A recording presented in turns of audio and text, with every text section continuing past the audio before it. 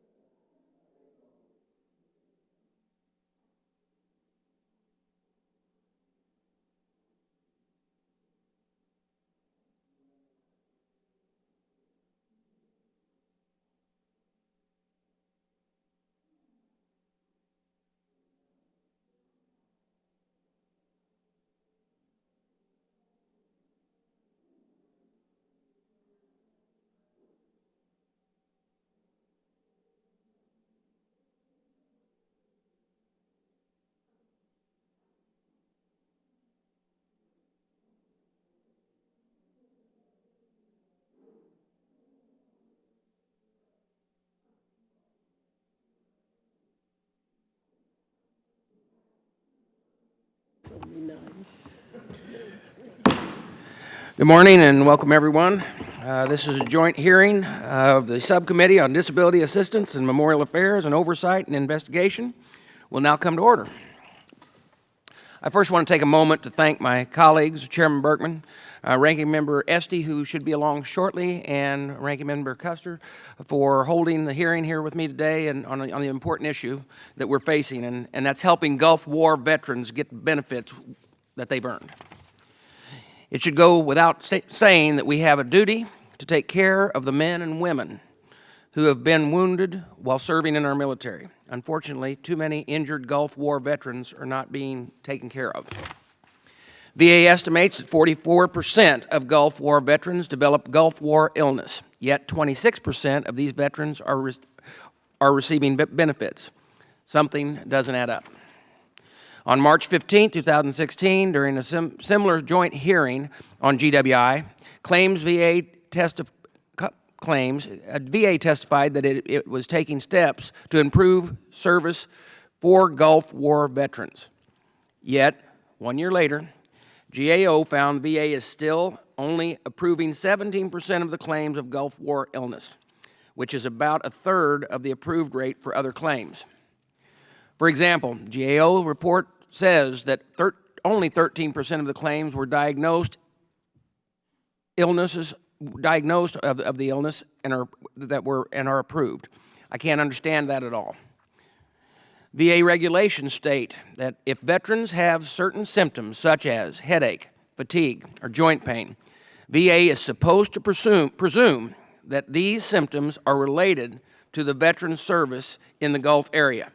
Yet 80% of these claims are denied. 87% of these claims are denied. GAO found that one of the problems is that the VA physicians are applying the wrong standards during the exams. Another issue is that the VA employees are not ordering the exams when necessary.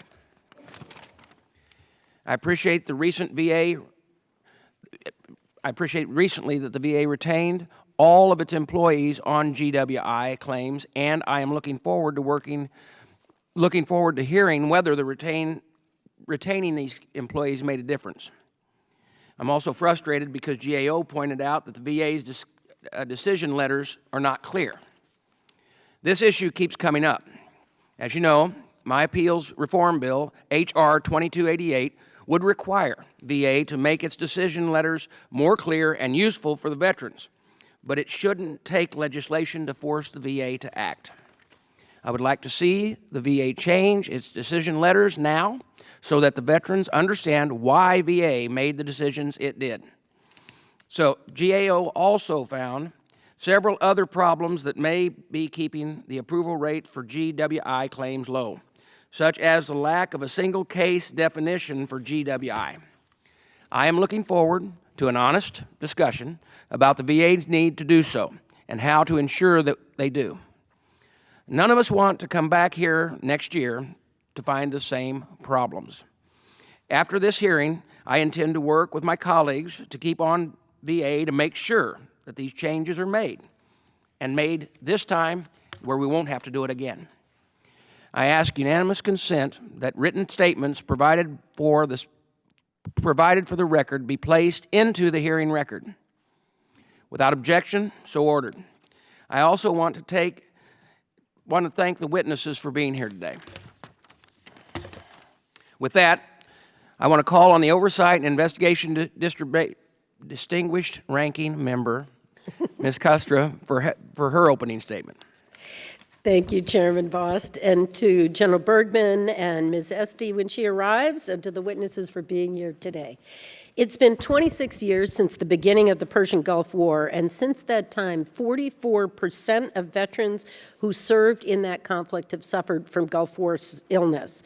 Sadly, these veterans struggle to receive accurate diagnoses for their symptoms, access to the needed health care, and compensation for their service-connected conditions, even with the presumptions that should result in more veterans receiving benefits and not denied claims.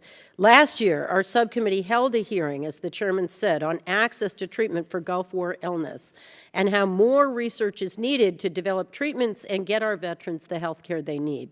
Now we're back here again, and by the way, this is entirely bipartisan across our committee, to determine why 83% of Gulf War illness claims are denied by the VA and what we can do to ensure that our Gulf War veterans receive the benefits that they've earned.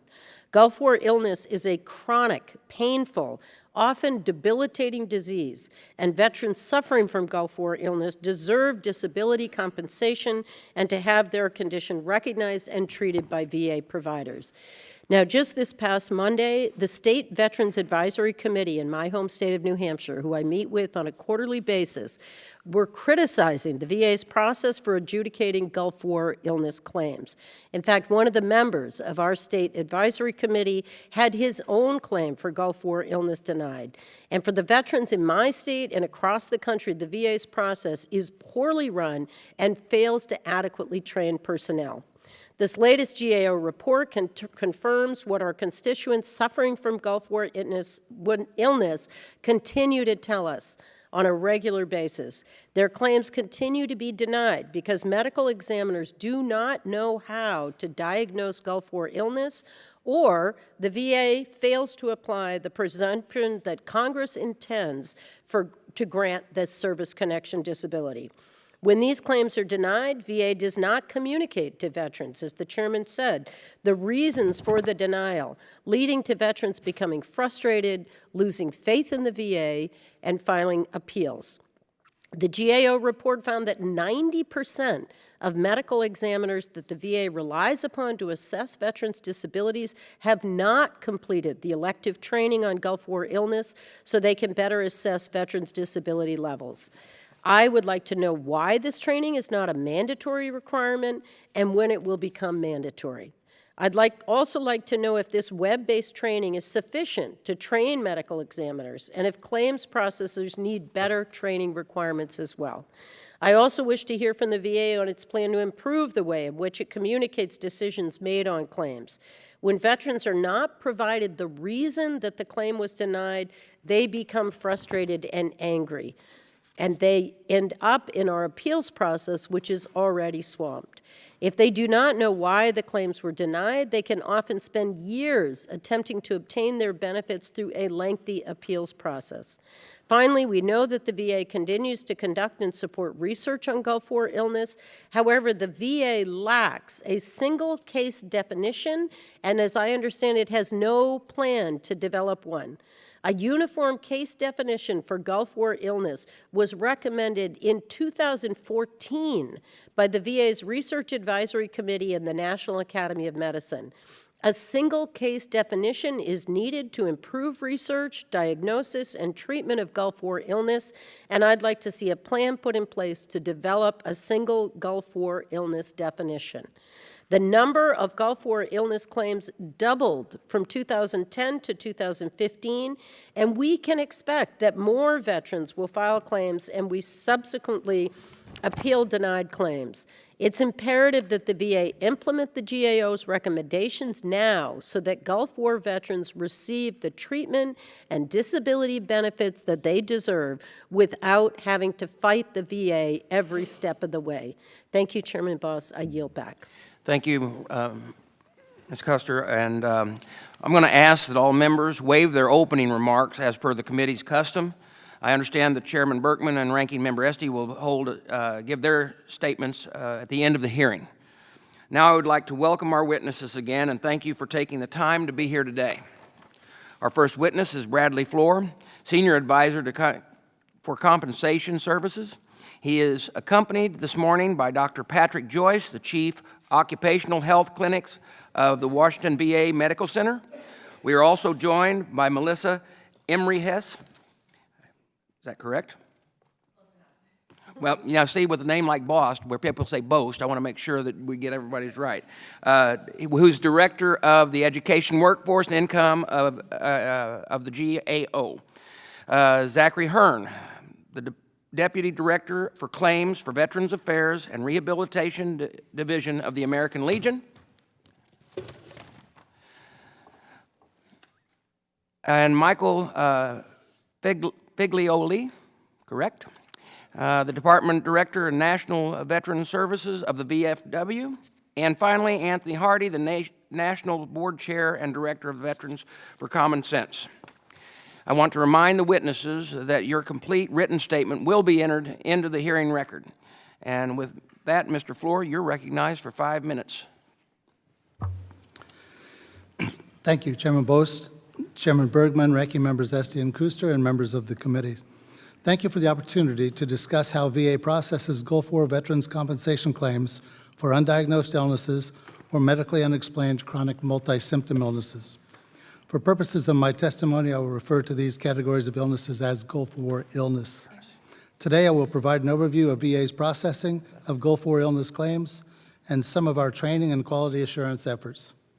Service connection may be awarded for Gulf War illness when a veteran has service in the Southwest Asia Theater of Operations after August 2, 1990, and has a qualifying disability in accordance with 38 CFR 3.317.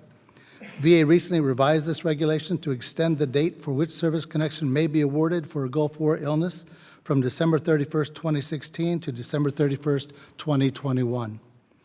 In fiscal year 2016, 18,681 veterans received a decision for a claim specifically for Gulf War illness. From this number, 4,594 veterans were awarded service connection for one or more undiagnosed illness or chronic multi-symptom illness.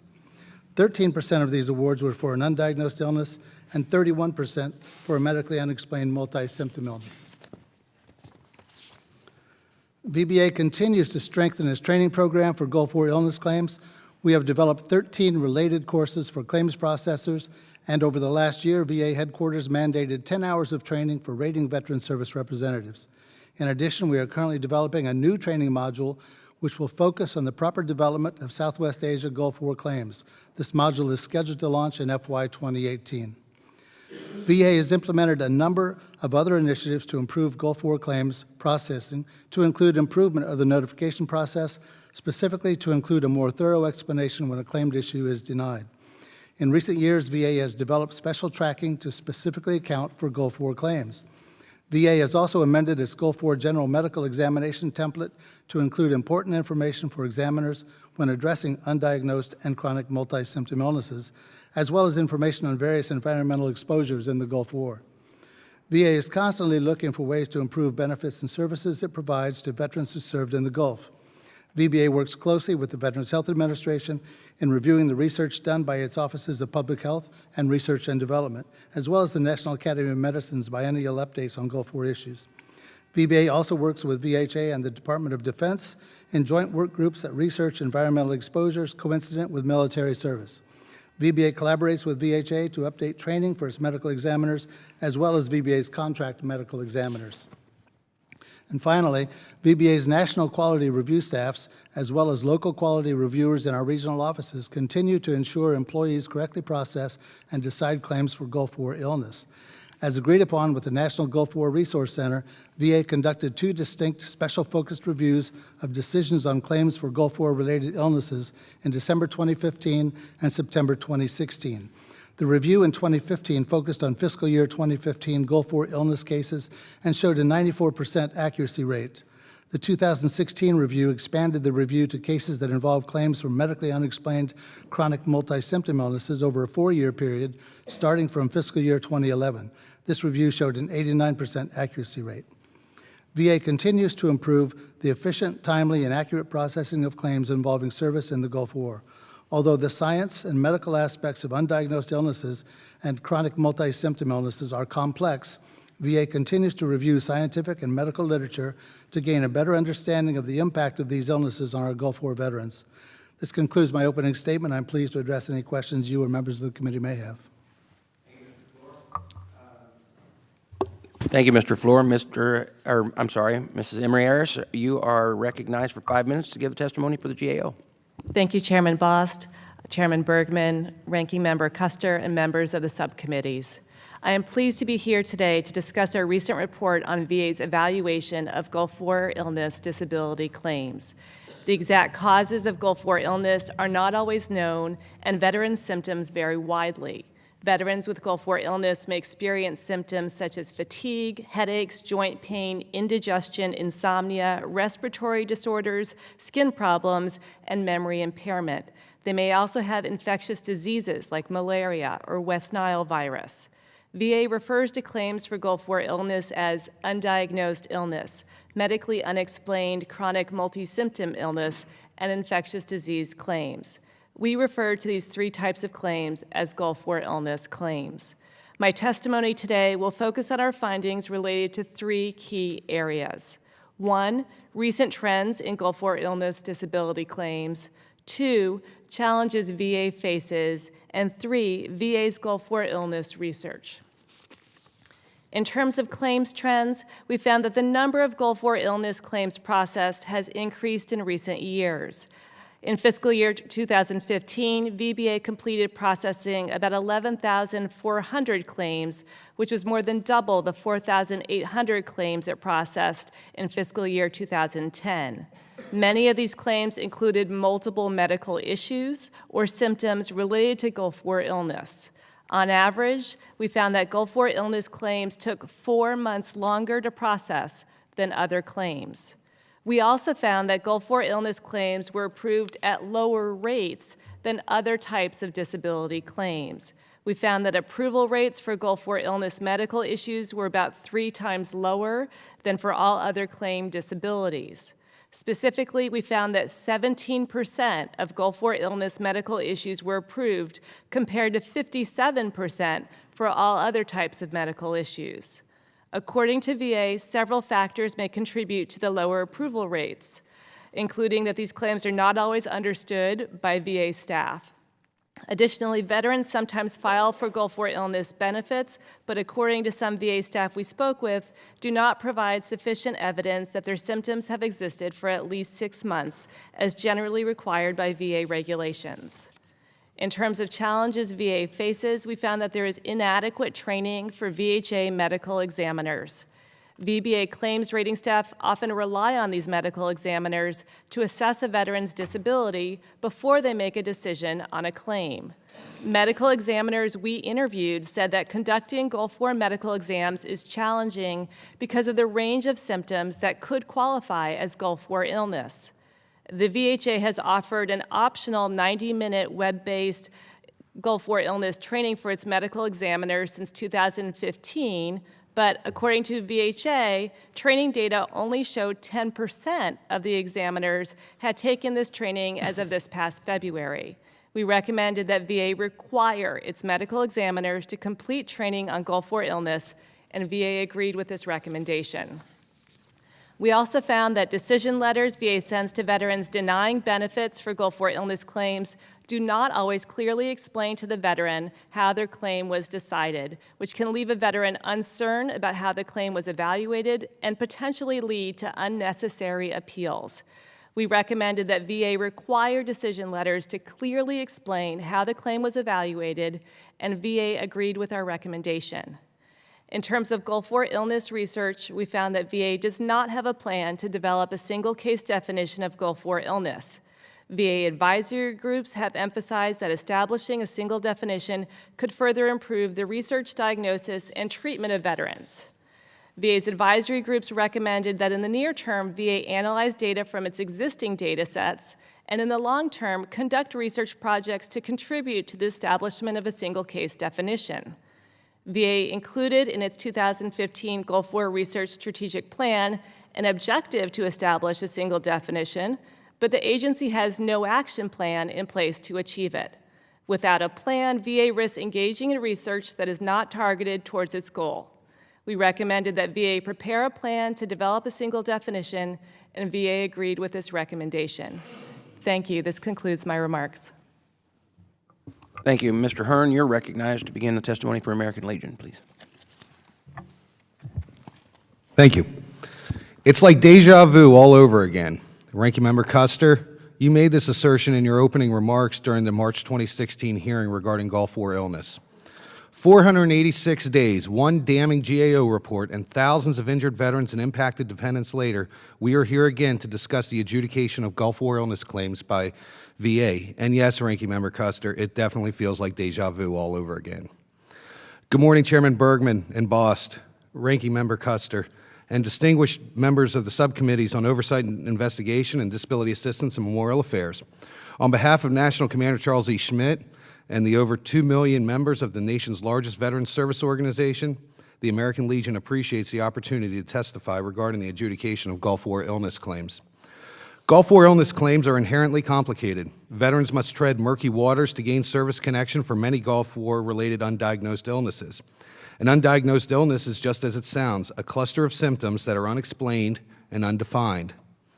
Veterans seeking treatment for these symptoms are often treated for years and often have multiple diagnoses before VA will acknowledge that the symptoms are related to an undiagnosed illness. It is terribly frustrating for veterans and is seen by a recent GAO report overwhelmingly denied by VA when service connection is sought. VA has previously acknowledged its frustrations with Gulf War illness. With that in mind, one would think that there would be mandatory training to improve its workforce's understanding of the conditions. However, the GAO report indicated only about 10% of VA's medical examiners successfully completed an optional course related to Gulf War illness. This is pathetic. Only 1 of 10 medical examiners have taken the optional course, but yet the other 9 of 10 are equally qualified to conduct Gulf War-related examinations. Let us also not forget that many examinations are now being conducted by private sector contractors. If VA isn't providing mandatory training regarding Gulf War illness to its own employees, what requirements are being made of those examiners?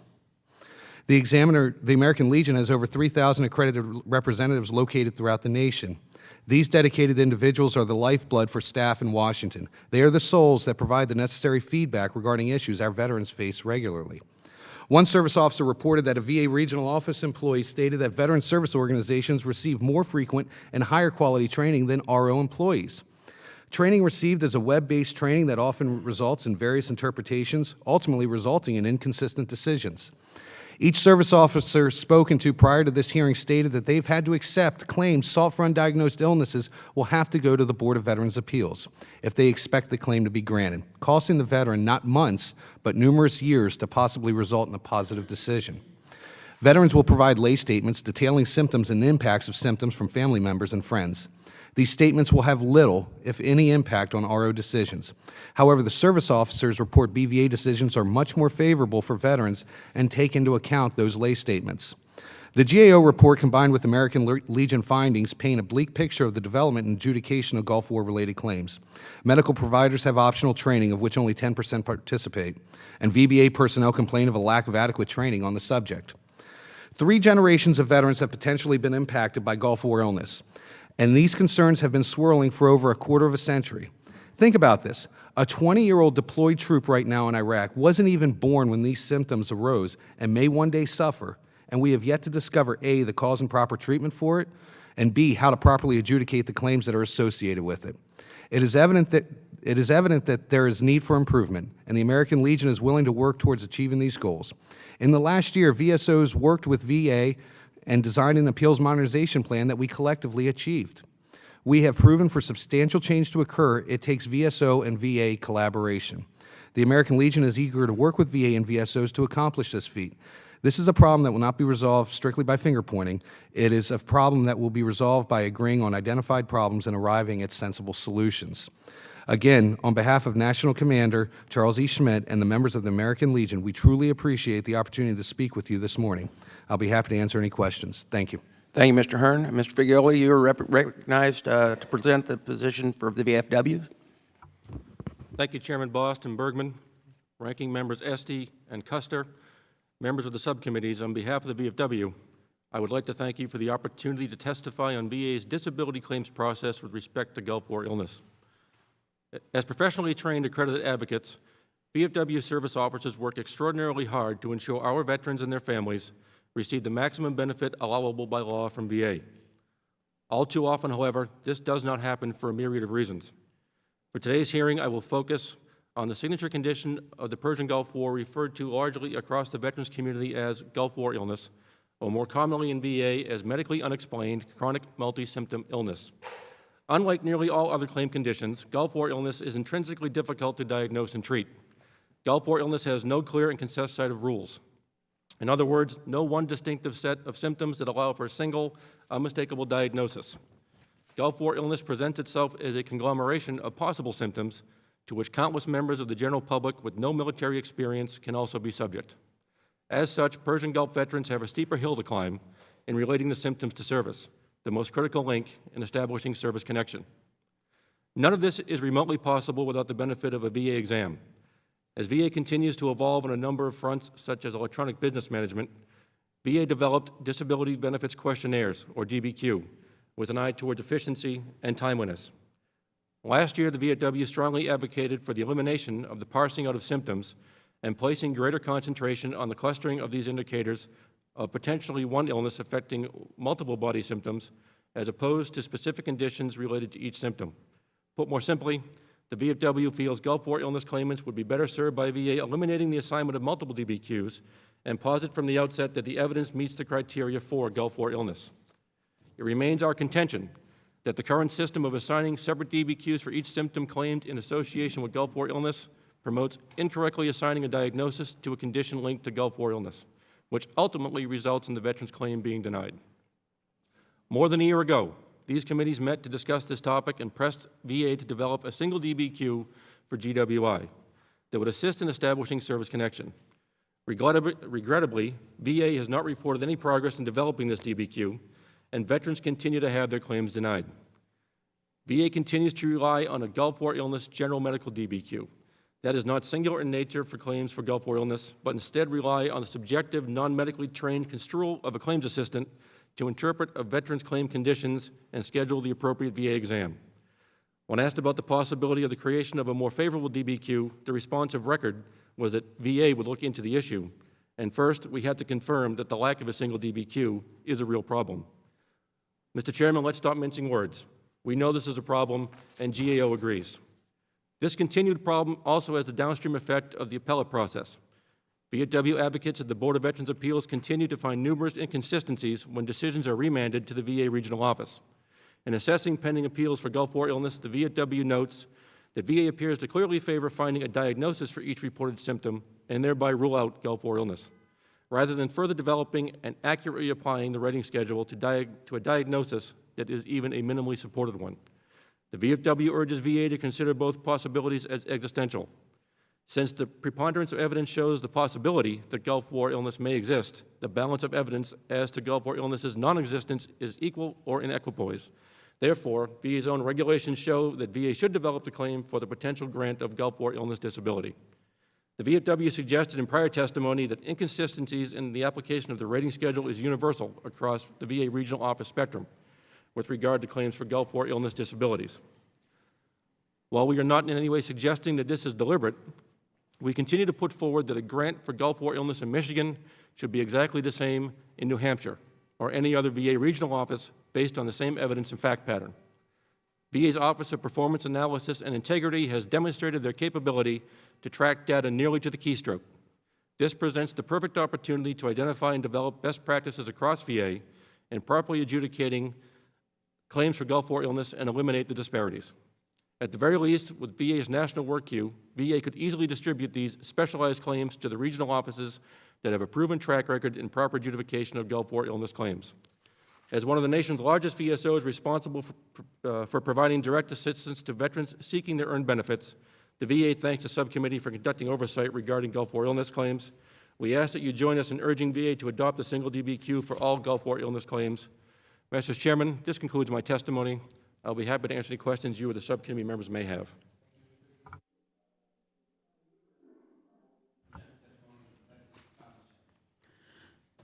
Good morning, and thank you, Chairman Bergman and ranking members Custer and Esty, and members, distinguished members and staff for this hearing, the opportunity to speak with you today. Thank you, Gulf War veterans. We know you're watching live from all over the country, and that what happens here today matters to you most of all. I'm Anthony Hardy, National Chair and Director of Veterans for Common Sense and a U.S. Army veteran of the Gulf War and Somalia. We appreciate last year's Gulf War hearings and today's follow-on hearing to try and fix these many unresolved issues.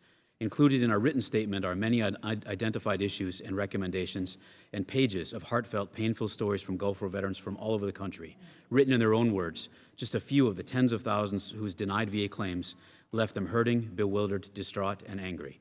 A Maryland veteran describes what it's like to actually live with the chronic fatigue of Gulf War illness, saying, "I slept 14 and a half hours, woke up for 3, slept for another 8 and a half. This is right off my Fitbit, yet I have been denied each time. How am I supposed to work when I literally cannot get out of bed? This is not how I saw my life at 47 years old. They write about losing their health, their jobs, their finances, and even their homes. All write about VA improperly denying their presumptive Gulf War claims, exactly what GAO writes about in their report. One from Louisiana even writes about having to instruct a VA supervisor who had it wrong and calling the White House seeking resolution. A Kentucky veteran wrote, "I filed for a constellation of neurologic symptoms and was denied for each symptom of my undiagnosed illness." Others say the same thing, or their symptoms being attributed to diagnosed conditions and then denied. That's the crux of the problem. It's now 23 years since Congress enacted the well-intentioned 1994 law that created a presumption for undiagnosed illness symptoms. A written statement details later fine-tuning by Congress and VA. Today we've heard about GAO confirming VCS's earlier findings, that VA denies Gulf War illness at a rate of greater than 80%. We see in the report that's 3 times the denial rate of any other claim, that the denial rates for undiagnosed illnesses are the worst of all, and that these trends are worsening over time and are now actually 87% overall, and get this, 90% for undiagnosed illness. We see from the report that these claims also take 50% longer than other claims, meaning veterans who are the worst off suffer the longest, and that VA underreported Gulf War illness claims by 57,000 issues, masking the true scope of this already egregious problem. The fact that VA developed evidence that led to these denials leaves the door open for potential litigation. Given GAO's findings that VA has not heeded external or even internal recommendations, a finding that mirrors our exasperated experiences, we are glad VA leaders seem to be stepping up to the plate to fix GAO's 3 basic recommendations. However, in reviewing VA's disability benefits questionnaires used in claims processing, many, if not most, for diagnosed health conditions begin with this first basic question: does the veteran have this diagnosis? But that basic question obviously doesn't work for undiagnosed illness claims. And when GAO reports that some claims examiners will never find in favor of an undiagnosed illness and will always attribute a veteran's symptoms to a diagnosable illness, that's most damning, showing that it's inevitable these claims will continue to be denied at near total rates, no matter how much training is conducted. Collectively, this decades-long body of evidence makes it clear: undiagnosed illness as adjudicable VA claim simply does not and cannot work. It's now beyond clear what we need to do. A statutory fix along the lines of what we propose in our written testimony is needed, or we're going to keep having these investigations and hearings that all say essentially the same thing, decade after decade. We ask that Congress work in a bipartisan manner with President Trump to enact legislation to once and for all fix Gulf War illness claims and the many other Gulf War issues we raised in this and previous testimony. And if VA is serious about resolving these issues, then, and the ones that the veteran raises in the last paragraph I'm about to read, then VA leaders should leap at the chance to work with stakeholders in Congress to craft this legislation together, if for no other reason than the human impact of VA's denial of nearly all Gulf War illness claims is all too real. Listen carefully to these words written by a fellow Wisconsin veteran. "I was told there's a 2-year wait before my appeal will even be opened, and that is now up to 4 years. Over the last 10 years, I've lost 2 jobs and have lost my home and land due to bankruptcy. We've had to move twice and change schools, which was really tough for my kids. I feel like I'm on the verge of losing another job, and I'm afraid I can't rebuild things again. My VA psychologist told me Wednesday that it was an awful long time to hold on to life by my fingernails, and I agreed. I've put a belt around my neck twice and told my doctor Wednesday that I would blow my brains out if I'm denied again. 22 per day don't kill themselves because of PTSD. It's for being continually denied and called a liar by the administration that is supposed to be helping us. Veterans, and particularly those of war like me, look at life very differently than most. If I have no hope, I will not continue to be a burden on myself, my family, or my country. I will, however, do my best to let them know I was destroyed by the VA."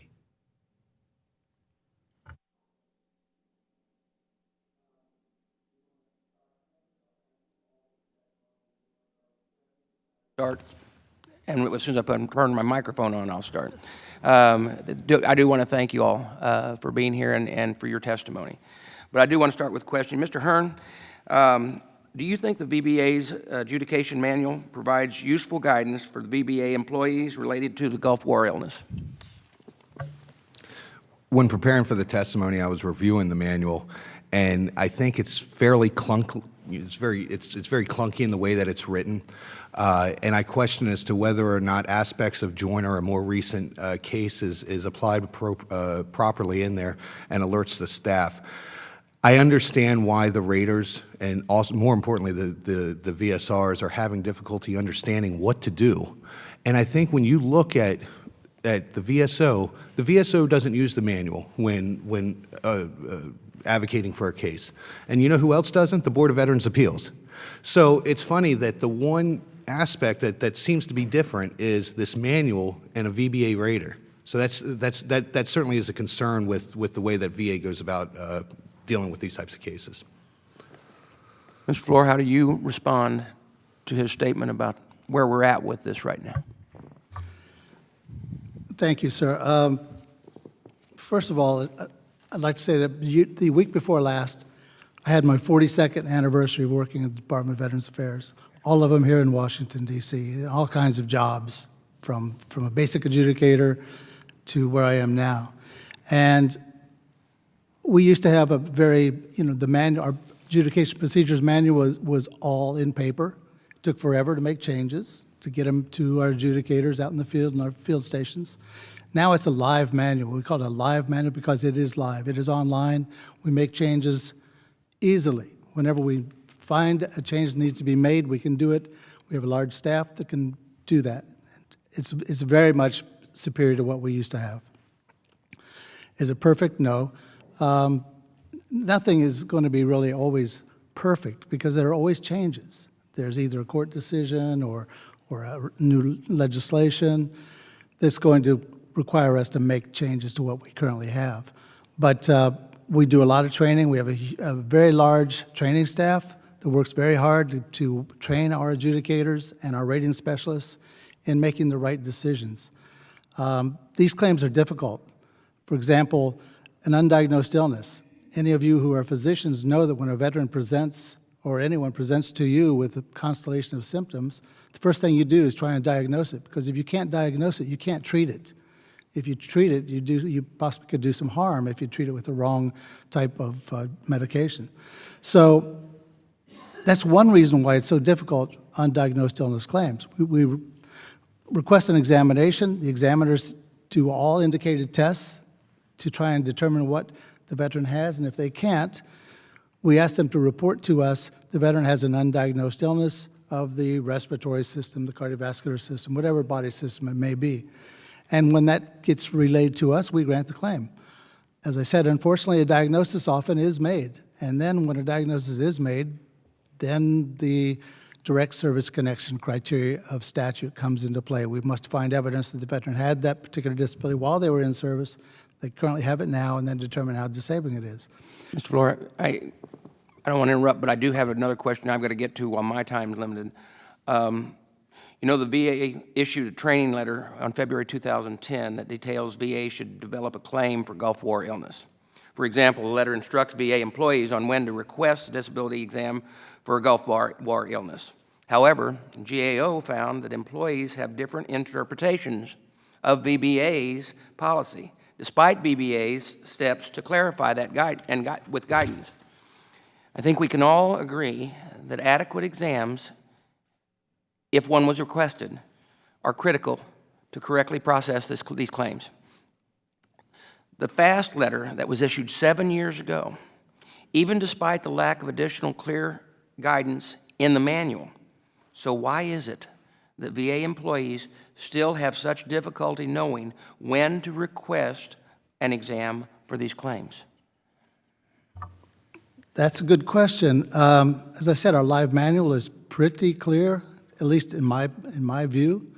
But one of the other, it wasn't a recommendation made by GAO, but it was an expression that we should do perhaps a consistency study on when to schedule an examination. Maybe, Ms. Emery-Harris, I'd love just messing that. Melissa's fine. Melissa, what do you think the reason is?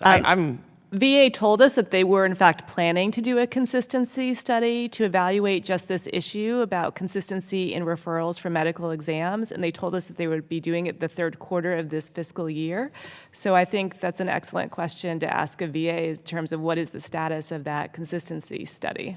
I'm glad to tell you that it was completed in April, which was in the third quarter. We gave it to a lot of our VSRs, our Veteran Service Representatives, when there was a wrong answer, and as with most consistency studies, you find some answers that are not quite right, and particularly in Gulf War claims, which are very complex. But after the exam was given, then the people who took the exam were taken to a room and provided post-examination training to ensure that they knew the right answer, what it is, going forward, they would not make the same mistakes again. So that was completed. Can we get results of those studies for the record, please? Yes, I'll be glad to provide Okay, those. thank you. My time has actually expired, and I hate to do that to Ms. Estes when she first walks through the door, but Ms. Custer did have to leave to another meeting. Ranking Member Estes is here. If she for, I was going to hope to do that for you. Thank you all very much. Appreciate you being here. Sorry, this is the 4th or 5th. I started at 6 a.m. this morning, so it's just one of those days that's going to be long. NDAA days are long with many different commitments. I really want to thank all of you very much for your efforts and for really partnering with us. This committee prides itself on bipartisanship and on getting things done for veterans and making sure the VA works well and that we're serving people the way we need to. And as technology changes and as the needs of our veterans change, and who that population is, that's going to change over time. And we won't always get it right, but we're always going to try. And we count on you doing the same thing too, and getting us a little nudge sometimes when we don't, figuring out how we can all do this better. An issue I want to really look at, because I hear about it all the time in my district, and we've talked about it before in hearings here, is on decision letters and on the lack of clarity in decision letters. I'm a lawyer. I read those decision letters. I can't tell what they mean. How can our veterans know what they mean? It's disrespectful, and it leads to appeals and leads to frustration and a feeling of disrespect. So if people could talk a little bit about what actually can we do. This is an incredibly high priority for me, not just because I'm the subcommittee ranking member and I wanted us to deal with those claims, because it's just wrong to be sending out letters that don't have clarity. So what can we do to get greater clarity in average people speak? You should not need to have a PhD to figure out what these letters mean. And I do think it is disrespectful, which is number one, a problem. Number two, it leads to appeals. And it leads people to disengage. So we have to find a better way forward. So I'd love to hear your thoughts on this as we are moving forward to make changes here. Thank you. This is Melissa Emrios, GAO. I would say that we found that the letters did not specifically inform veterans that their claims had been considered in terms of presumptive eligibility. And the language made it seem like only direct service connection had been considered. So if you were a veteran expecting a presumptive claim and you saw the letter, you would think that that was not evaluated appropriately. And VA accepted that recommendation, and we have plans to change our letters by the end of August to provide that information, but I think perhaps we need to look at it in more detail to see where we can make it even more clear, and we'll do that as well. Ms. Esty, Mike Figlioli from the VFW. This is a great concern to our organization as it is to the American Legion and the other VSOs. The number one thing about these letters, as you said, they're convoluted. They're not written in English. They're not written in plain language that the average citizen can understand. And it's not just related to Gulf War illness. This is for every disability. This is for every communication with the VA.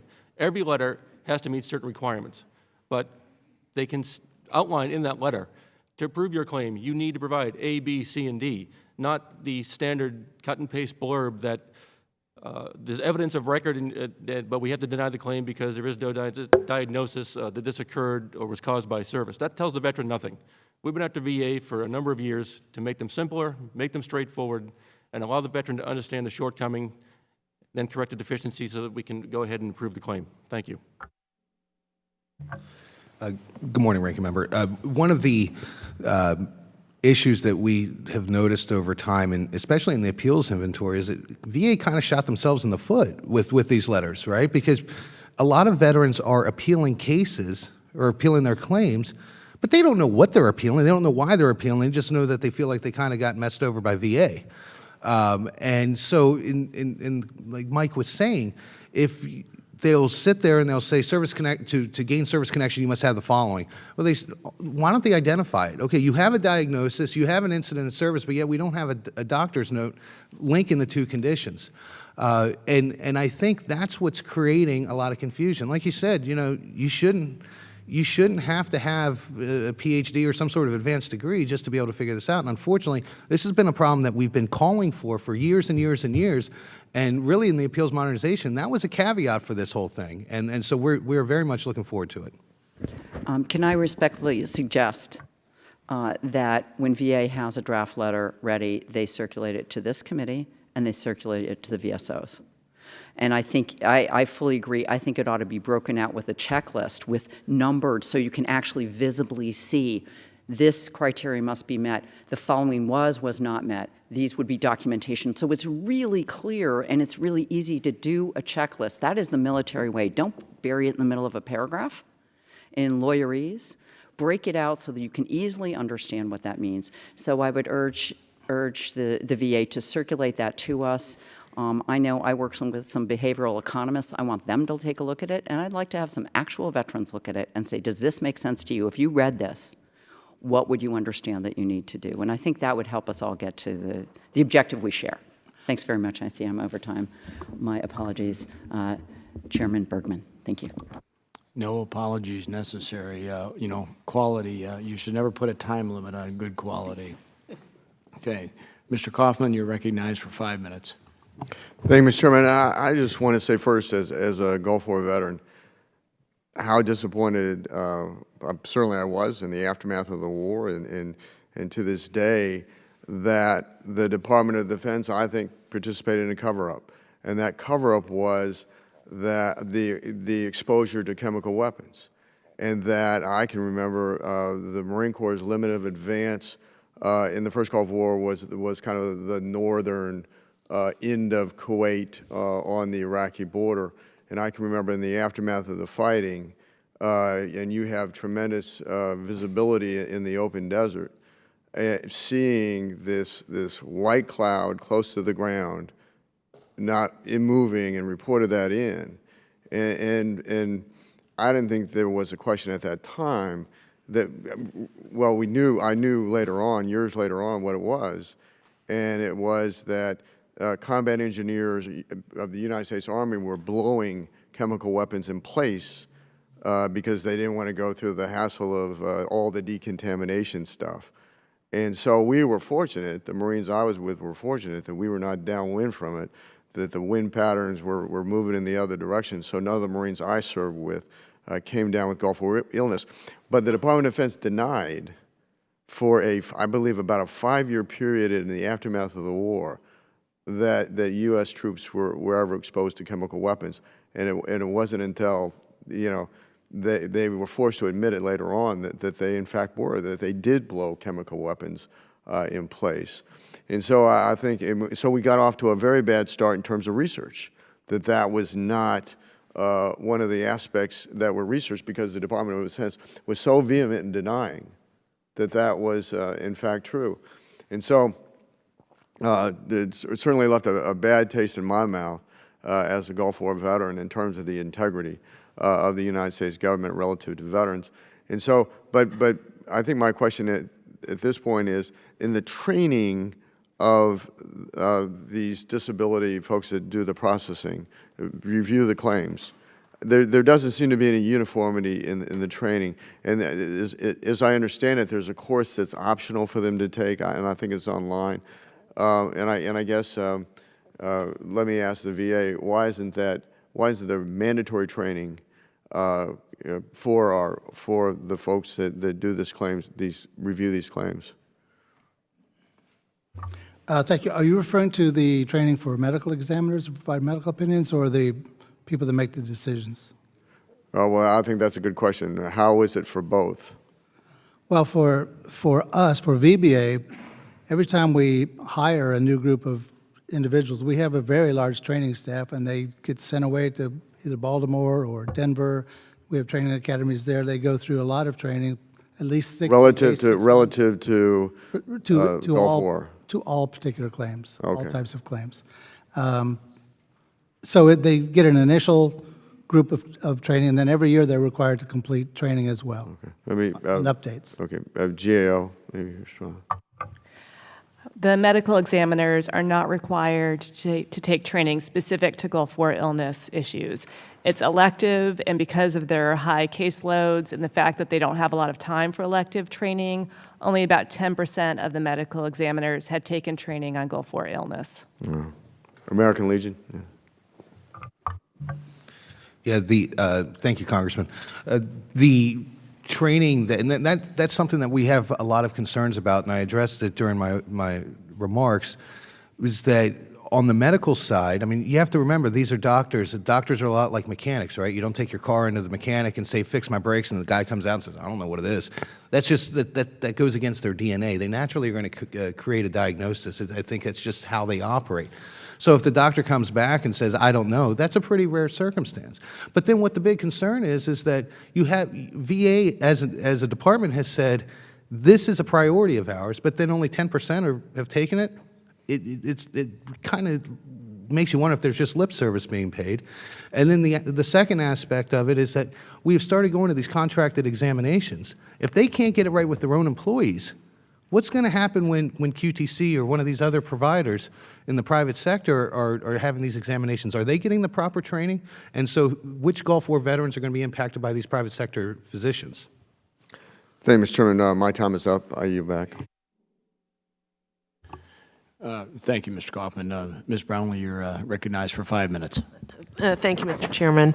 And thank you all for being here this morning. This is a very important topic. So the GAO presented VBA with a set of recommendations on this issue, and you have said and agreed to all of those recommendations. You know, can you, in a general way, can you give me an idea of when you might complete all of these recommendations and have them operating in a way that's more effective? Yes, thank you for that question. We did accept and concur with the 3 recommendations. We appreciate GAOs looking at this. They're always instrumental in helping us do a better job of what we do, and we appreciate that. The recommendation to ensure that VHA medical examiners take this 90-minute training has been accepted by VHA. It is going to be made mandatory. And that's Do you think 90 minutes is enough? I'd let Dr. Joyce answer that. I would like to address that.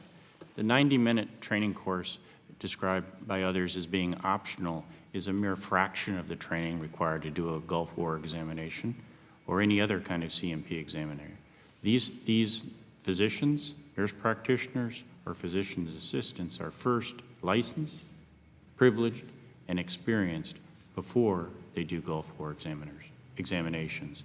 This additional course of 90 minutes will be mandatory and be completed by November, but it is supplemental to their underlying training as healthcare professionals, which allows them to address this very complex subject, a subject that's not easy to define and has challenged even the learned colleagues at the National Academy of Medicine.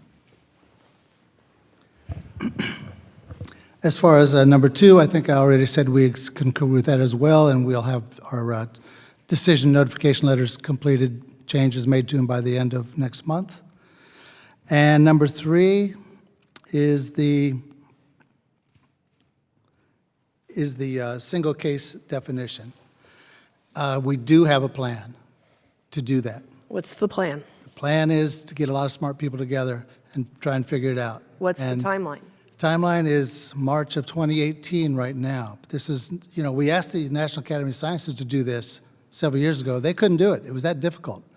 So they threw it back to us, and we are going to try and do that. We're going to get people from DOD, people from Veterans Health Administration, from VBA, from the National Academies, if we can, whoever we can get that is smart about this, people from our war-related injury and illness study centers here in DC and New Jersey, Palo Alto, they see a lot of Gulf War veterans, so we really will appreciate their input in trying to come up with a single case definition, but we do have a plan, and we've already started.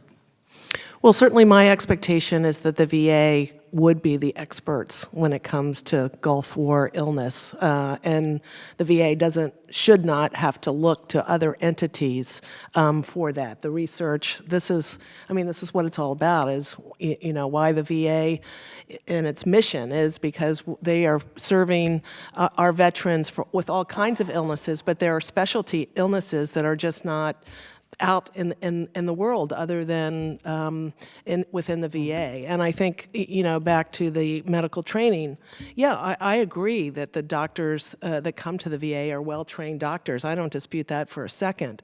But a 90-minute web-based course, to me, seems like it's really not deep enough, you know, to really understand, you know, sort of what veterans are going through and understanding it. But certainly it's a step in the right direction to require that everybody take the course. So I certainly agree with that.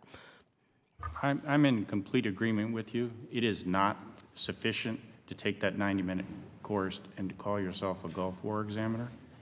It is a mere supplemental course to make us better able to answer the technical questions from the Veterans Benefit Administration, and I would be doing a disservice to my colleagues to suggest you could be certified that quickly. So with regard to the manual has been spoken of, and you talked about it being live and that you can make changes as we go. The American Legion described it as clunky. You described it as clear. Do you really think the manual is fundamentally, absolutely clear? It is large. It is very large, and it's full of a lot of information.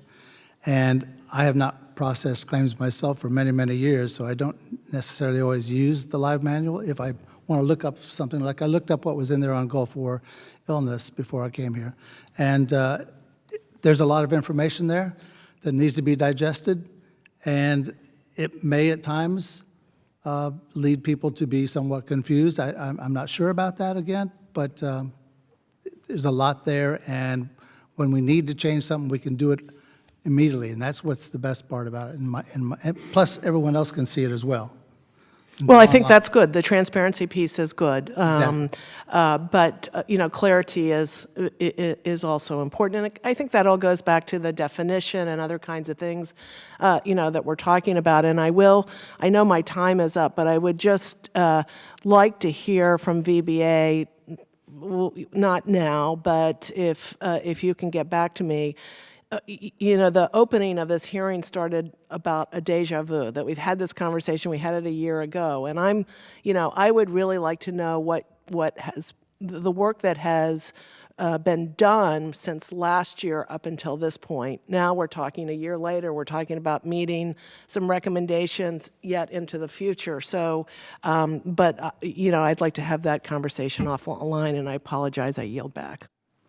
Thanks, Ms. Brownlee. Dr. Dunn, you're recognized for 5 minutes, sir. Thank you very much, General. I'd like to channel a comment made by Mr. Hearn a little earlier, where doctors don't like to say they don't know, and you're absolutely right. We don't like that, but we can be trained to say that, and this is my next comments directed to Dr. Joyce and Mr. Floor. So I want to stipulate something just among us here. Can we agree we absolutely do not understand Gulf War illness syndrome as a disease? None of us do, and there's no experts anywhere that have some comprehensive understanding of the pathology of this disease. Do you agree with that? You do? Okay, good. So now we all agree that the claims are rising, the denials are rising as well. Clearly, some of our Gulf War veterans are not having their conditions properly recognized and treated. We can agree on that. Yes? We can agree clearly there's some of the veterans are not being recognized and treated for Gulf War illness syndrome. Some, not all of them, some. Dr. Dunn, using the word some as we medical doctors do, I will agree with you. Thank you. Thank you. In medical terminology, that's good because I haven't been up here long enough to use anything other than that kind of terminology.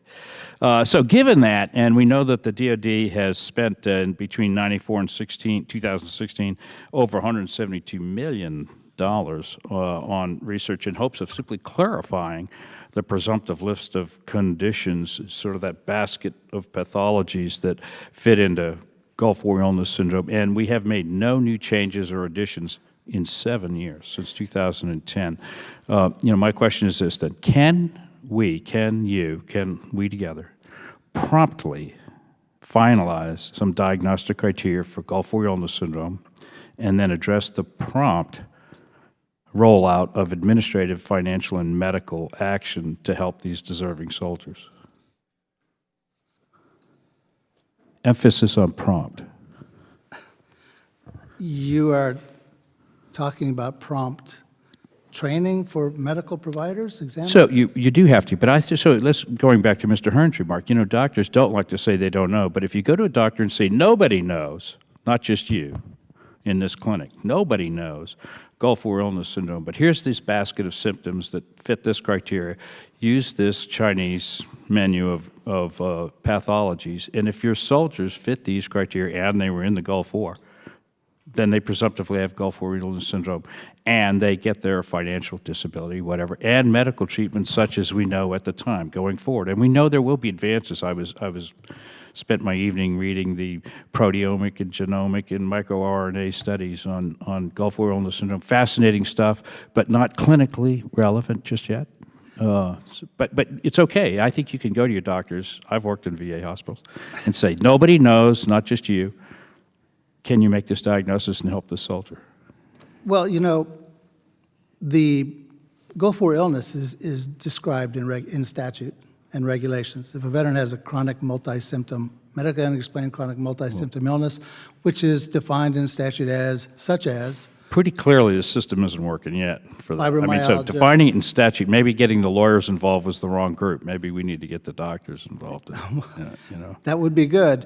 But if a veteran has one of those fibromyalgia, chronic fatigue syndrome, or functional GI disorders, if a veteran things we sort of has understand. one of those, that is presumptive, and we should be granting those immediately. If we're not, please let me know if you come across. All right, so my charge, I guess, would be, and I heard you suggest to me might do this by March of 18, to Ms. Brownlee's question, is to roll this out really, really promptly. And we no more fooling around with it. We've been fooling around with it for a long, long time. We need to take some clear action to help these poor soldiers.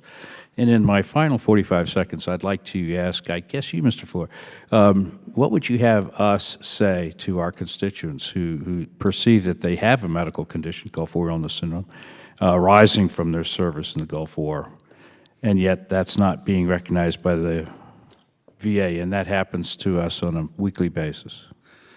Well, I would all say, of us, not just my sure, office. I understand. I would say to them that if they have a disability they think resulted from the Gulf War service, and if it has been diagnosed a chronic multi-symptom illness, they certainly need to provide that medical evidence when they file their claim from their private provider or whoever it might be. If they only have symptoms, they don't have a diagnosed illness, then we're going to do what we need to do, which is request an examination. And then under the law, if after all indicated tests are done, the examiner cannot arrive at a diagnosis. But this should be cookbook. I mean, really, it should be cookbook, right? Yes, it should. Okay. Well, let's get the cookbook out there. But it's not easy. That's the thing. It's not easy. That's why we went to med school. It's not. All right. Mr. Chairman, I yield back. Thank you. Thanks, Dr. Dunn. Mr. Sablon, you're recognized for 5 minutes, sir. Thank you very much, Mr. Chairman. And good morning, everyone. Thank you for joining us today.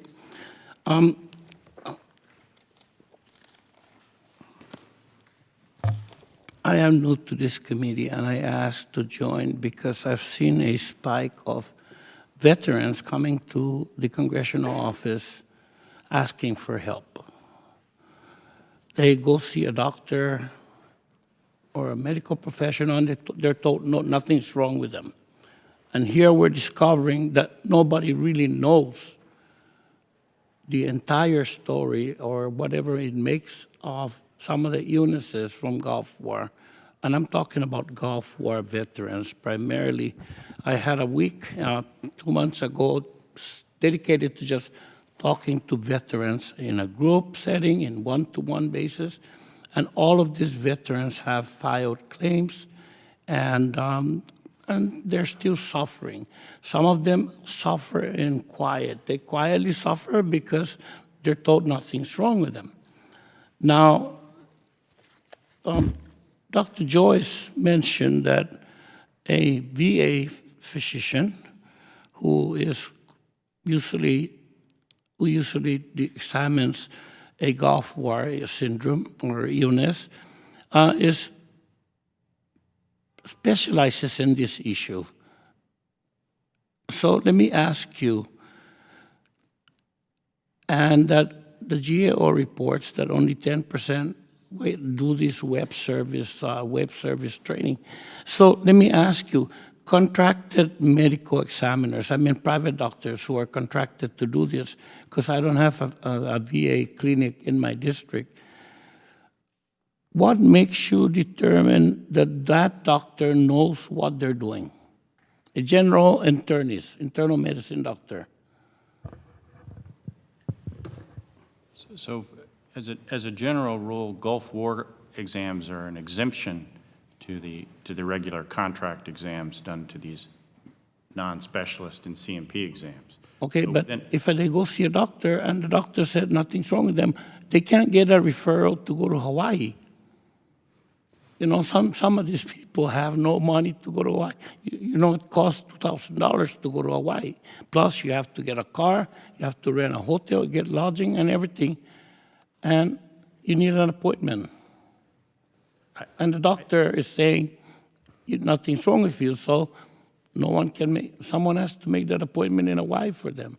They have to go through a doctor. I think I'm going to have to say that we're going to have to get back to you because I'm not personally familiar with the referral system. Well, I'm sure that there are other private doctors in the nation.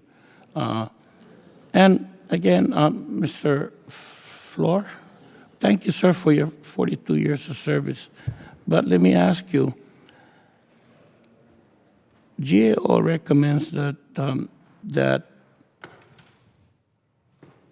there should be a requirement that medical examiners complete training courses before conducting these exams for Gulf illness or such as medical conduct this and complete training, including such as the 90-minute Gulf War illness web-based course, and only 10% do it. What do you do to the 90% who won't do it? You give them a bonus? I heard you guys give out lots of bonuses. I can address that. When the course is now mandatory, we will be required, myself included, to demonstrate on a computerized record list that goes all the way to the central office that we have completed the course and passed a test showing we took the course. No one will be exempt. Thank you, doctor. I'm not pointing fingers, doctor. I'm making these statements because I come from a place, I represent a district where there is no VA clinic. And to go to Guam, to go to Hawaii requires a lot of money. And these people don't have money. So they have absolutely no help, and so they suffer in silence. And they come to me, and especially when they're told nothing's wrong with them, they come to me and said, what can I do? What can you do for me? And you know, I can't file appeal papers for them. I don't have their documents. And does it take the GAO to tell you these things? You have 42 years of service, sir. Do you really need the GAO to tell you some of these things that you have failed to do, that we have discussed a year ago?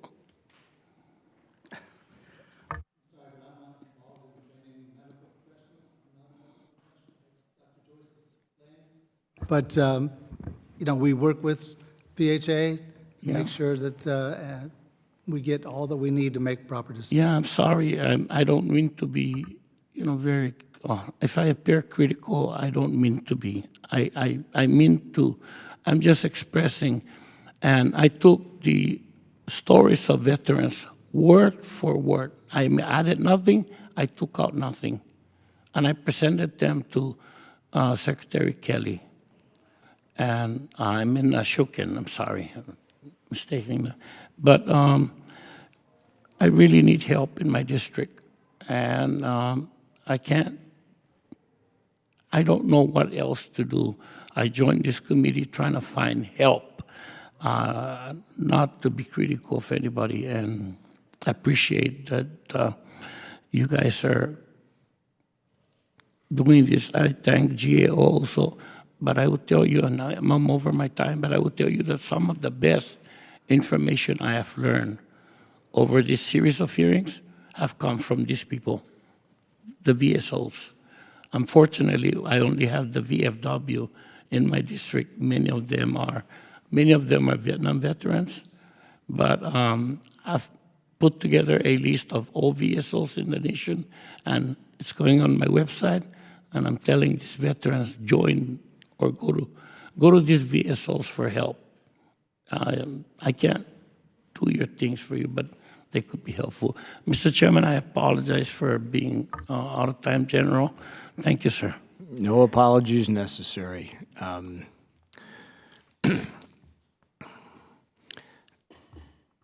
My parents raised me to be kind. As a Boy Scout, I was courteous, so I'm going to try very hard to maintain my parents' and my Scoutmaster's values here in my questioning. You can tell by the questions from our members, there is a sense of urgency in this panel, a true sense of urgency. I'm not sure I feel that throughout the room. So, Mr. Fleur, Dr. Joyce, I'm going to look at you first. Do you feel a personal sense of urgency in this? Yes, and not just for Gulf War veterans, Good, but for all good enough. veterans. Yes, okay. So now, since you do, can you give me any examples at the VA over the last, pick your time, 2 years, 10 years, that actually would show a sense of urgency from the top on down to get some results? Let me try it in a different way. Can you give me an innovative program, that was based on a sense of urgency to shrink the time frame, to develop the capabilities for the individual practitioners necessary to begin to get a handle on this problem? Can you give me one example of innovation other than a 90-minute optional online training program? I can give you an example of an innovation that is currently underway. It's called... How about underway? Yes. How about in execution phase? Is underway meaning we're working it up, or does underway mean it's we're actually working with being... the Department of Defense, Veterans Health Administration to achieve an electronic availability of determining someone who had an exposure while they're on active duty. That's it? Yes, sir. I would also add that in the testimony of Mr. Floor so far, the increase in number of claims for Gulf War illness is a demonstrable manifestation that more have been accepted. Great segue. Thank you very much. Because in the military, and you've heard this term, in fact, General Petraeus coined the term when he looked at changing how we were looking at Operation Iraqi Freedom, and he talked about creating the surge, if you will.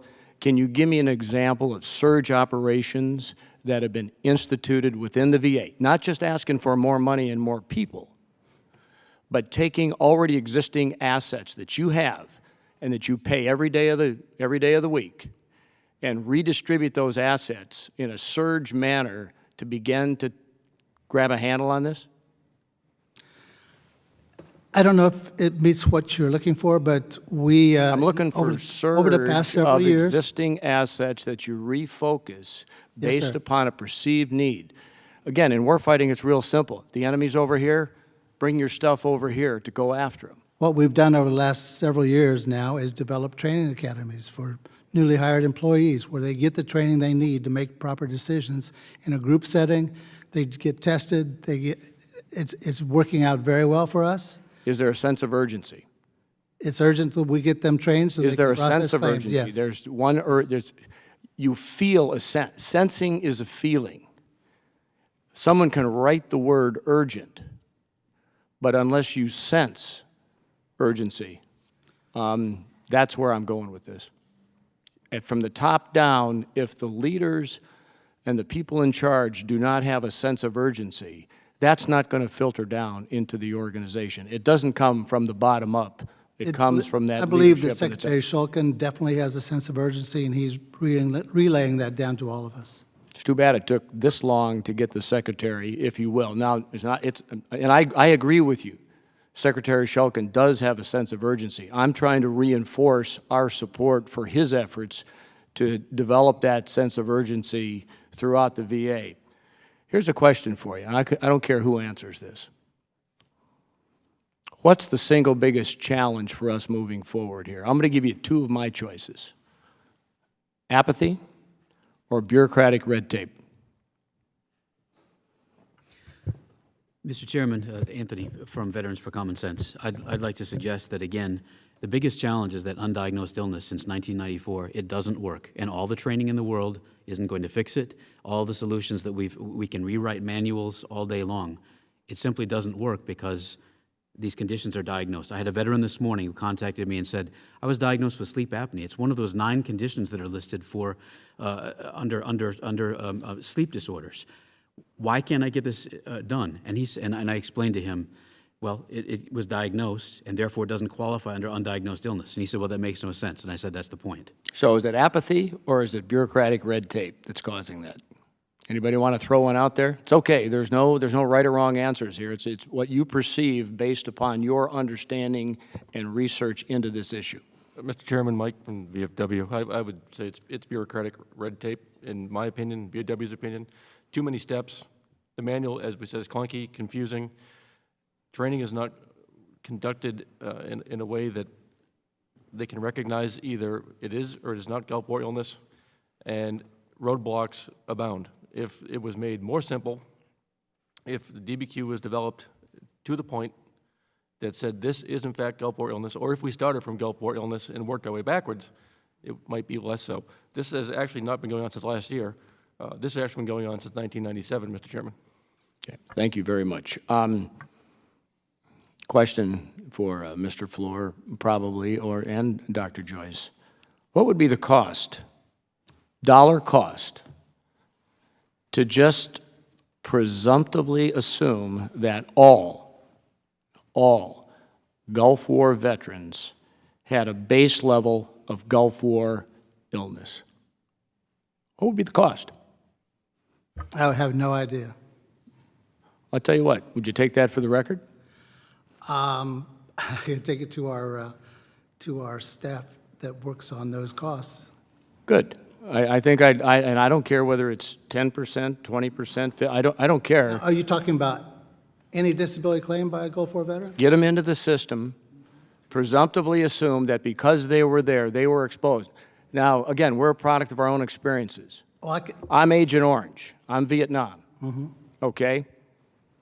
I can tell you that right now, Gulf War veterans are service-connected for more than 14 million disabilities. Give me a cost to presumptively assume if it is on your DD-214 that you were there in that specific time frame. Because when we talk about what are we, number one, what are we providing, what is the cost of providing it, and how quickly are we going to come to some resolution. Wait time is not relative. Wait time, as a friend of mine, one of my Vietnam squadron mates told me about a month ago, he is still grieving for the recent loss of his wife to cancer. And he said, he's writing a book on our experiences in Vietnam, but his quote he's going to use for all to know, and I think it relates to his grieving for his loss of his spouse, is, you think you have time, but you don't. I would suggest to you that sense of urgency and thinking about how much time you have, but you really don't, we need more. We need a lot more, and we need it sooner. And you can do it with quality. I know you can. So I have gone over my time, and Unless there are any other, follow-ups, we're going to proceed here with a closing statement. First of all, I'd like to thank all of the witnesses for participating in the hearing today. The panel is now excused, and as you heard Chairman Bost and Ranking Members Custer and Esty say, that our efforts as these subcommittees on behalf of the veterans are an example of true bipartisan effort, that we are all philosophically aligned, that it's our job as the committee to do the right thing for the veterans. These subcommittees that we represent here will continue to set the example for our 115th Congress about doing the right thing for those involved. So I am very proud to be a member of this committee. For years, this committee has been working to address the root cause of the high denial rate for Gulf War illness claims. In that time, we have been met with a list of excuses from VA for failing to improve the process for Gulf War claims. Last year, we held a hearing to assess the disability claims process for Gulf War veterans and highlighted, just as we have discussed here today, that VA's approval rate for Gulf War illness claims is less than 20%. VA often seems to deny these claims because it demands to know the specific cause of an illness. Yet under the law, presumptive conditions do not require causality because they are presumed to have been caused by service in the Gulf War. The Government Accountability Office report that we have discussed in detail here today further substantiated that the approval rates for Gulf War illness claims are 3 times lower than all other claimed disabilities. The critical point to understand is that veterans cannot receive appropriate VA care for symptoms of Gulf War illness when the majority of those claims have been denied by the VA. To make matters worse, the reason for claims denials are also not clearly communicated to veterans. We heard that in your testimony. It's not written in English, if you will, or their representatives. Failure to communicate the reason for denials often leaves veterans with confusing or insufficient information for a potential appeal, which further delays access to care and compensation for injuries. GAO's review of the medical examination process for Gulf War illness also highlighted the VA's medical staff are not adequately trained to conduct the exam. And we talked about the 90-minute optional course here. VHA medical examiners informed GAO that it is challenging to conduct Gulf War general medical exams due to the range of symptoms associated with the claims. Although their concerns are legitimate, there is limited evidence to support that VHA has taken the initiative to improve the examination process. Again, that sense of urgency. GAO reported that as of February 2017, only 10% of examiners participated in the optional online training for those examiners. This statistic is troubling, very troubling, because the VBA cannot consistently and accurately provide benefits ratings without a proper exam from VHA. Furthermore, GAO found that another contributing factor for claims denial was the lack of a single case definition of Gulf War illness. Establishing such a definition could lead to improvement in diagnosis and treatment of Gulf War illness. Over the years, Congress has appropriated millions of dollars for VA research programs, and there is still strong resistance against establishing a single case definition for undiagnosed illness related to Gulf War service. I am also extremely concerned that VA does not have a plan to guide, to review of the existing medical data sets and integrated information from recent and ongoing research to identify areas of future research and establish a single case definition. Again, that sense of urgency when it comes to innovating and really coming together to move forward. I look forward to continuing to work with VA, veteran service organizations, and other stakeholders to increase Gulf War illness claims approval rates, improve the medical examination process, prioritize research related to Gulf War illness, and ensure the VBA is providing straightforward information to veterans regarding their benefits decisions. With that, I now yield to Ranking Member Esty for any closing remarks that you might have. Thank you, General, and thank you to all of you on the panel. And I particularly want to thank Mr. Hardy. I know this has been a passion of yours, and you have been a forceful and persistent and sadly necessary advocate to put a human face on what I know from my friend Mike Zakea, who's inspired me to introduce a burn pits bill to try to move this along further. So I in particular want to thank you for your advocacy, and I don't think we'd be here today if it were not for your efforts. And I'm sorry for the reasons that it's brought you here, but I'm glad that you're here, and I want to thank you. As a newer member of this committee, I'm struck by how much we need to learn the hard-earned lessons of Agent Orange and not do what was done then. And I think the level of frustration you're seeing from this panel is a deja vu that this is taking too long. And not everybody's got time, nor should they have to wait. The most important of those lessons is that we have to be determined. We have to work together. The unwieldy and long research process, which again, I would agree with my colleague, Representative Brownlee, the expert on what Gulf War illness, with all due respect, is not the National Academy of Sciences. It should be the VA. Nobody else actually should know, or DOD, or working together. Nobody else is actually going to know that, other than right here, the people who supervise. The difficulty medical examiners have understanding the multi-symptom health conditions of Gulf War illness. And these are getting in the way of identifying and quantifying toxic exposures on the front end and providing timely, fair compensation services, and most importantly, top quality health care for our Gulf War veterans on the back end. We owe it to them not to let this happen, as we continue to owe it to our Vietnam veterans and the Blue Water veterans who are still trying to find a way to get the care that they need and deserve. I think it's very clear, and I want to acknowledge and thank the VA for taking steps in a positive direction for veterans who have Gulf War illness, but it seems to me these steps are too small, they're too incremental, they lack the urgency, and they lack the surge that we need. It's been 26 years since the first Gulf War started. Many of the veterans who are deployed are very sick, and they've been beaten down by a claims process that is confusing, it is unclear, and in almost every case it seems to deny what they know to be true in their lives. That has undermined their faith in the system as a whole. And they have disconnected, and they are discouraged, and that is quite simply wrong.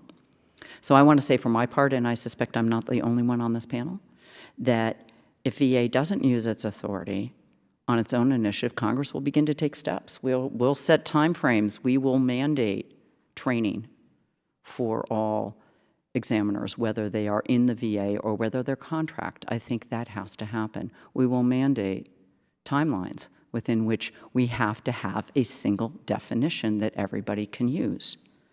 And most importantly, we need to do better. The General and I were talking about this point about cost, which often seems to me be really the reason behind the red tape. The point should be to care for our veterans. And if we're spending so darn much time and expense and people dedicated to making people who are sick prove just how sick they are and how they got so sick, what about just taking care of the people who defended this country? What if we took those same resources that are deployed now on saying no and deployed them to saying yes to those who are deployed in the Gulf? And I think it's not just an academic exercise to answer the question that the General and I were talking about, and he directly asked you, what would be the cost of truly presumptively saying anyone who served, if you've got any of this, we're going to get you better and back on your feet. That is our commitment to you. And not spend our time trying to determine what percentage, where were you exactly. The point is people served and they need help now, and we should be able to expect, and they should too, that they can get back on their feet and be productive members of society. We shouldn't ask them to prove how disabled they are. We should be helping them to get as abled as they could be. And I think that is a really serious thing we all need to be thinking about, because I'm new to this committee, but I'm not new to hearing from the veterans in my district and the frustration that they feel and the time and effort that goes into these fine-haired distinctions, when instead I'd rather see that money going to care for our veterans and get them back on their feet. So I would ask you all to think seriously about that, and ask everyone on this panel if the time hasn't come to rethink, particularly when we're now at a point with a volunteer force. Our veterans are changing, and we need to think about changing with them. Thank you for your service. Thank you for working with us. And we look forward to seeing those letters in August. And I hope they will be shared with the VSOs so we can get this better and get this right. Thank you very much. And with that, Mr. Chairman General, I yield back. Thanks, Ranking Member Esty. I ask unanimous consent that all members have 5 legislative days to revise and extend their remarks and include extraneous material. Without objection, so ordered. I would like to once again sincere thanks to all of our witnesses and audience members for joining in today's conversation. With that, this hearing is adjourned.